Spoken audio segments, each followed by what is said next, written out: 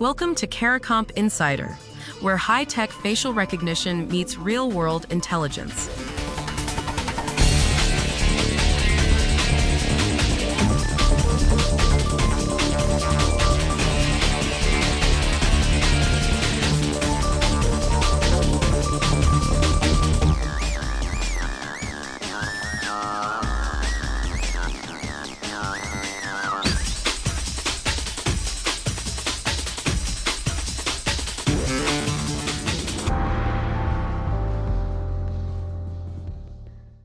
A kit that costs about $12 on Telegram can now fool the identity checks most banks use to verify you're a real person. $12. That's less than a movie ticket. And according to the World Economic Forum, deepfake injection attacks, where someone feeds a fake face directly into a verification system, jumped nearly 800% in the past year.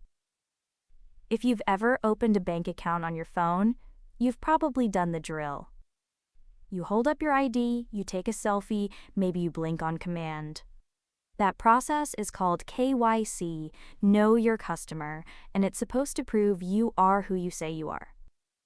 Criminals are now buying cheap tools that hijack that entire process before the bank ever sees the camera feed. According to Biometric update, virtual camera attacks worldwide were more than 25 times as common in 2024 as they were the year before. That's not a gradual increase. That's an avalanche. The digital bank Revolut reported deepfake-assisted fraud attempts surged through 2024, with attackers using AI-generated documents and facial spoofing to pass onboarding checks that the company previously considered strong.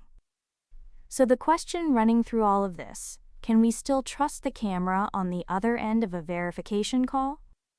Start with how these kits actually work. A virtual camera is software that sits between your real camera and whatever app is trying to use it. Normally, your phone's camera sends a live image straight to the banking app. A virtual camera intercepts that stream and replaces it with whatever the attacker wants. A stolen photo, a deepfake video, a face swap running in real time. The banking app thinks it's seeing a live person. It's not.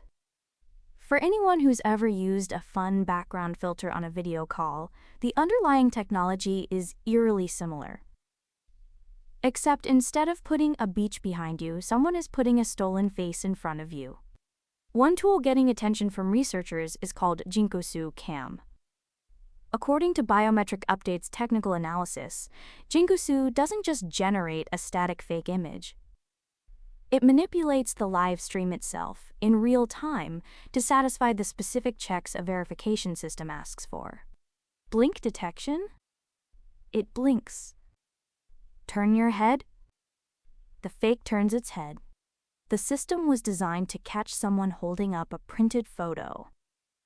It wasn't designed for an attacker who's rewriting the video feed before the app even receives it. And the attackers aren't stopping at the camera. According to MIT Technology Review, hackers are now compromising both the phone itself and the code of the financial institution's app before feeding the virtual camera its fake input. Talsec, a mobile security firm, told MIT Technology Review that they tracked about 30 virtual camera-based incidents in a single year, up from fewer than 10 the year before. That means liveness detection. The blink now, turn left prompts can't close the gap on its own. The attack surface now includes the device, the app, and the camera stream all at once. Apple devices used to be somewhat insulated from this. Not anymore. KYC bypass attempts targeting Apple's ecosystem are now a growing category, which matters because a lot of financial apps leaned on Apple's hardware security as an extra layer of trust. That assumption is cracking.